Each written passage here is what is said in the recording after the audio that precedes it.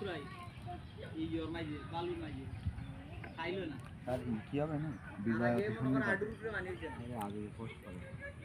ওই যে গরম মুসলমানেরা বলতে কি হিন্দু এডান বিশ্বম্বরপুর আসলাম বিকালবেলা স্কুল শেষে কর্মবিরতি শেষে আগে পানি আসিল নাতে খুব চমৎকার একটা জায়গা এখানে বসে আছি একটা যে সময় যুগ লাগতো তখন যে পানিটা সর্বোচ্চ আডু পানি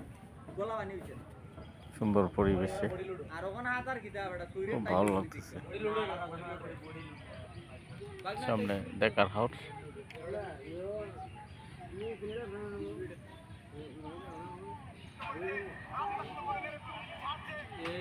সব